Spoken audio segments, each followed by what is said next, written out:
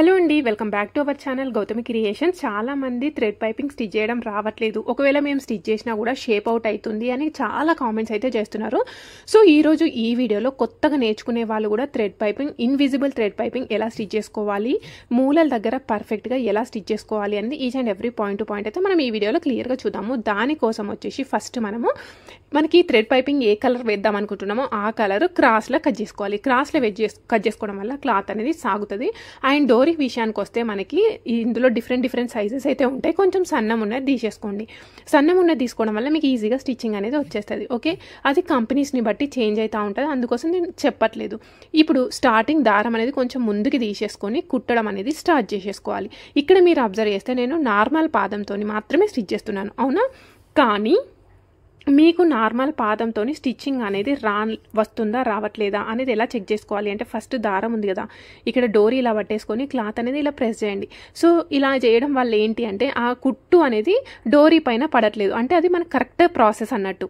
ఒకవేళ మీకు కుట్టు పడుతుంది, అప్పుడు ఏం చేయాలి, సూది అనేది కిందికి పెట్టి మిషన్ పాదం ఎటన్నా ఒక సైడ్ లెఫ్ట్కి కానీ రైట్కి కానీ జరుపుకోండి, మన స్టిచ్చింగ్ కంఫర్ట్ ఉంటే అటు.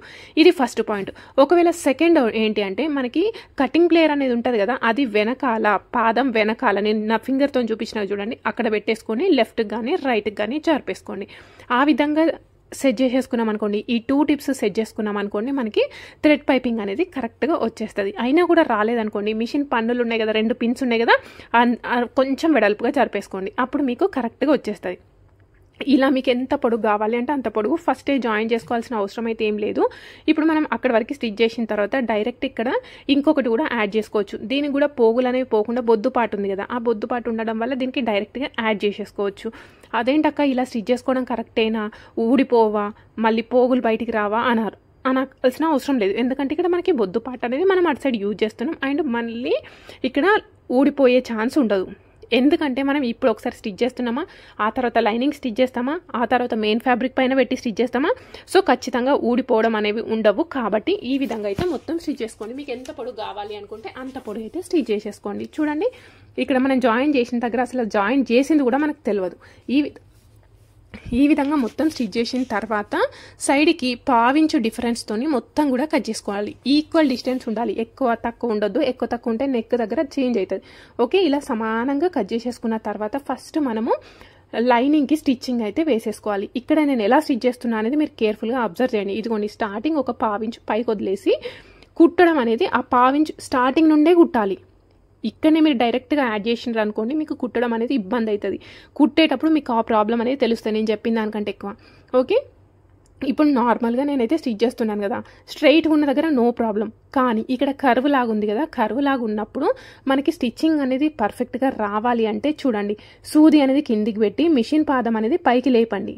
లేపి కొంచెం క్లాత్ అనేది సెట్ చేసేసుకున్న తర్వాత జరిపినట్టు స్టిచ్ చేయాలి. మళ్ళీ సేమ్ అదే ప్రాసెస్ మొత్తం.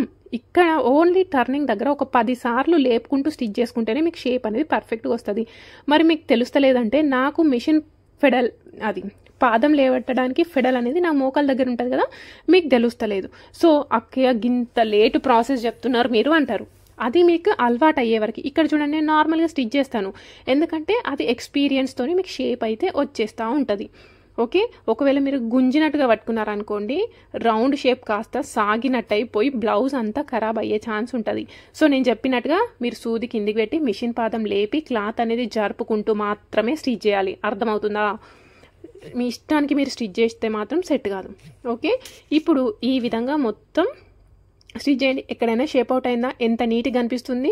సో ఈ విధంగా స్టిచ్ చేసుకున్న తర్వాత మెయిన్ ఫ్యాబ్రిక్ తీసుకోండి. మెయిన్ ఫ్యాబ్రిక్ మనం బ్లౌజ్ వేసుకున్నప్పుడు ఎటు సైడ్ అయితే బయటికి కనిపిస్తుందో అదే మన పైన సైడ్ పెట్టేసుకొని దానిపైన లైనింగ్ అనేది పెట్టేసుకోవాలి. ఇప్పుడు మీకు పైన సైడ్ కనబడుతుంది కదా, అదే మనకు పైకి వస్తుంది, మనం వేసుకున్నప్పుడు పైకి కనబడుతుంది. దానిపైన పెట్టేసుకొని ఇలా కొత్త వాళ్ళు అనుకోండి, ఇలా పిన్స్ అయితే పెట్టేసుకోండి. మొత్తం చుట్టూరంగా పెట్టుకోండి అలవాటు అయ్యే వరకు. అలవాటు అయిన తర్వాత పెట్టుకోవాల్సిన అవసరం లేదు. మీరు ఎందుకు పెడుతున్నారు అక్క అంటే మీకు చూపించాలి అని పెడుతున్నాను, అంతేగాని ఇలా పెట్టుకోండి అని చెప్పడానికి పెడుతున్నాను. ఎందుకంటే స్టిఫే కదా, స్టిఫ్ క్లాతే కాబట్టి ఏం ప్రాబ్లం లేదు పెట్టుకోకుండా. కొంచెం లూజ్ క్లాత్ అనుకోండి, ఎవరైనా పెట్టుకుంటారు, ఎక్స్పీరియన్స్ ఉన్నా లేకపోయినా పెట్టేసుకుంటారు. ఈ విధంగా పెట్టేసుకొని స్టిచ్చింగ్ అయితే వేసేసుకోండి. ఇలా రివర్స్ స్టిచ్ చేసేటప్పుడు ఎలా తెలుస్తుంది అంటే ఆటోమేటిక్గా మీరు మిషన్ పైన కూర్చొని స్టిచ్ చేస్తున్నారు అంటే అది ఖచ్చితంగా తెలుస్తుంది. ఎందుకంటే థ్రెడ్ పైపింగ్ అనేది ఒక సైడ్ లావు ఉండడం వల్ల తెలుస్తుంది. మళ్ళీ ఇక్కడ మూల వచ్చింది కదా, సేమ్ ప్రాసెస్. మూలలు వచ్చిందంటే సేమ్ ప్రాసెస్. సూది కిందికి పెట్టి మిషన్ పాదం అనేది లేపుకుంటూ క్లాత్ అనేది తిప్పేసుకోవాలి. అప్పుడే మీకు షేప్ అనేది పర్ఫెక్ట్గా వస్తుంది. సరే మీరు రౌండ్ నెక్కి చెప్పినారు కదా, స్క్వేర్ నెక్ కావాలి నాకు, ఇంకోటి ఏంటి ట్రయాంగిల్ కావాలి, లేదంటే బోట్ షేప్లో డిజైన్స్ కావాలి అంటారు. ఏ దీనికైనా ఇదే ప్రాసెస్. మూల వచ్చిందా సూది కిందికి పెట్టాలి, మిషన్ పాదం లేపాలి, క్లాత్ అనేది జరుపుకోవాలి. ఈ ఒక్క కాన్సెప్ట్ కనుక మీకు గుర్తుపెట్టేసుకుంటే మీరు రౌండ్ నెక్ కాకుండా ఎలాంటి డిజైనర్ కట్ వర్క్కి కూడా మీరు స్టిచ్ చేయగలుగుతారు. ఓకే, లేదక్క మీరు చెప్పండి అని అంటే ఆల్రెడీ మన ఛానల్లో వీడియోస్ చాలా ఉన్నాయి. కట్ వర్క్కి కూడా ఎలా స్టిచ్ చేసుకోవాలి అని కూడా నేను మన ఛానల్లో పోస్ట్ చేసినాను, మీరు ఒకసారి చూసేసేయండి. ఓకే, ఇప్పుడు ఈ విధంగా స్టిచ్ చేసుకున్న తర్వాత లైనింగ్, కాటన్ లైనింగ్ కంటే మెయిన్ ఫ్యాబ్రిక్ లోపల ఎక్స్ట్రా ఉంది కదా, ఈ ఎక్స్ట్రా ఉన్న ఫ్యాబ్రిక్ కట్ చేసేసుకోండి. కానీ కాటన్ లైనింగ్ మాత్రం వెంట్రక మందం కూడా కట్ కావద్దు. అర్థమవుతుందా? మనం బ్లౌజ్ స్టిచ్ చేస్తున్నామంటే లైనింగే మెయిన్ ఇంపార్టెంట్. ఎందుకంటే మనం లైనింగ్ని బేస్ చేసుకొని మనం మెయిన్ ఫ్యాబ్రిక్ అనేది కుడతాం, అవునా? సో లైనింగ్ అనేది కొంచెం కూడా కట్ కాకుండా చూసేసుకోండి. ఈ విధంగా మొత్తం మధ్యలో కట్ చేసేసుకున్న తర్వాత ఇప్పుడు నేను ఎలా చూపిస్తున్నానో అలా మీరు కట్ చేసేసుకోవాలి. కార్నర్స్ దగ్గర అది కూడా సీజర్ యొక్క ఫ్రంట్ పార్ట్తోని మాత్రమే కట్ చేసేసుకోవాలి. మీరు ఇష్టం ఉన్నట్టుగా ఎక్కడ పడితే అక్కడ కట్ చేయొద్దు. ఒకవేళ కత్తెర మొత్తం ఓపెన్ చేసి కట్ చేసింది అనుకోండి, మీకు థ్రెడ్ పైపింగ్ మొత్తం కట్ అయ్యి బ్లౌజ్ కూడా ఖరాబ్ అయిపోతుంది. సో ఇలా స్ట్రైట్గా ఉన్న దగ్గర కూడా కట్ చేయాలా అంటే నేనైతే నా ఎక్స్పీరియన్స్తోనే నేను స్ట్రైట్గా ఉన్న దగ్గర కూడా ఒక 2-3 సార్లు కట్ చేస్తాను. మూలల దగ్గర మాత్రం ఎక్కువ కట్ చేసేసుకోవాలి. ఓకే, మూల దగ్గర ఎక్కువ కట్ చేసేసుకుంటే మీకు షేప్ అనేది పర్ఫెక్ట్గా వచ్చేస్తుంది. ఇలా స్టిచ్ చేసుకున్న తర్వాత రివర్స్ దింపేసుకొని ఇలా లైనింగ్ సైడ్ ప్రెస్ చేయండి. ఫింగర్తోని ప్రెస్ చేసుకోండి. లేదు అంటే ఐరన్ చేసేసుకున్నా కూడా ఫస్ట్ లైనింగ్ సైడ్ ఐరన్ చేసుకొని ఆ తర్వాత మెయిన్ ఫ్యాబ్రిక్ సైడ్ ఐరన్ అయితే చేసేసుకోవాలి. ఫస్టే మీరు మెయిన్ ఫ్యాబ్రిక్ సైడ్ అస్సలు స్టిచ్ చేయొద్దు. ఓకే, మనకి బయటికి కనబడేదే మెయిన్ ఇంపార్టెంట్ కాదు, లోపల ఉన్నదే మెయిన్ ఇంపార్టెంట్. ఇప్పుడు చూడండి ఎంత పర్ఫెక్ట్గా వచ్చేసిందో.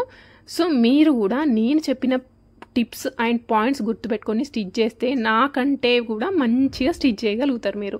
సో ఇలా సేమ్ ప్రాసెస్లో సింగిల్ పైపింగ్, డబుల్ పైపింగ్ కూడా స్టిచ్ చేయొచ్చు. మన ఛానల్లో డబుల్ పైపింగ్ వీడియోస్ కూడా ఉన్నాయి, చూసి నేర్చుకొని స్టిచ్ చేసిండ్రు అనుకోండి, కస్టమర్స్ దగ్గర 100 రూపాయలు ఎక్కువ తీసుకోవచ్చు. సో మనం స్టిచ్ చేస్తున్నామంటే మనం మనీ ఎక్స్పెక్ట్ చేస్తాం కదా, ఖచ్చితంగా మనమైతే ఎక్కువ మనీ ఎర్న్ చేసుకోవడానికి ట్రై చేయాలి అండ్ నీట్ ఫినిషింగ్ అయితే ఇవ్వాలి కస్టమర్స్కి. అండ్ ఇక్కడ ఇంకొక టిప్ చెప్తాను చూడండి, లైనింగ్ మెయిన్ ఫ్యాబ్రిక్ కలిపి స్టిచ్ చేసేటప్పుడు ఇక్కడ కార్నర్స్ దగ్గర మనం ఇష్టం వచ్చినట్టుగా క్లాత్ అనేది తిప్పొద్దు. ఇప్పుడు ఇక్కడ టర్నింగ్ లాగా ఉంది కదా, అంటే సారీ రౌండ్గా ఉంది కదా, ఈ రౌండ్గా ఉన్న దగ్గర ఏం చేయాలి అంటే సేమ్ పాదం లేపుకుంటూ స్టిచ్చింగ్, అంటే సూది కిందికి పెట్టి మిషన్ పాదం అనేది పైకి లేపుకుంటూ స్టిచ్ చేయడం వల్ల మనకి ముడతలు రావు. ఇంకొకటి ఎగ్జాక్ట్ ఈ కార్నర్స్ దగ్గర మాత్రం ఖచ్చితంగా ఇదిగోండి ఇక్కడ సూది కిందికి పెట్టాలి, మిషన్ పాదం పైకి లేపి క్లాత్ అనేది తిప్పుకోవాలి. అండ్ ఫింగర్స్ చూడండి, నా ఫింగర్స్ అబ్జర్వ్ చేయండి మీరు. మనం ఎటు సైడ్ స్టిచ్ చేస్తే అటు సైడ్ ముడతలు రాకుండా కరెక్ట్గా ఇలా అయితే స్ప్రెడ్ చేసుకోవాలి. అప్పుడు మాత్రమే మనకి మనం స్టిచ్ చేసిన బ్లౌజ్ కానీ డ్రెస్ కానీ నీట్ ఫినిషింగ్ వచ్చేసి ముడతలు అనేవి రాకుండా కరెక్ట్గా కుదురుతుంది. సో సేమ్ ప్రాసెస్లో మనం స్టిచ్ చేసేసుకోవాలి. ఇది వచ్చేసి నేను మీకు స్టిఫ్ దానికి చూపించిన, అంటే కొంచెం స్టిఫ్ క్లాత్. సేమ్ ఇదే ప్రాసెస్లో మీరు డైలీ వేర్ ఫ్యాబ్రిక్ స్టిచ్ చేసినా కూడా, బ్లౌజ్ మొత్తం స్టిచ్ చేసినా కూడా ముడతలు రావు. మీరు ఎన్నైనా చెప్తారా, కుట్టే వాళ్ళకి తెలుస్తుంది అంటారు కదా.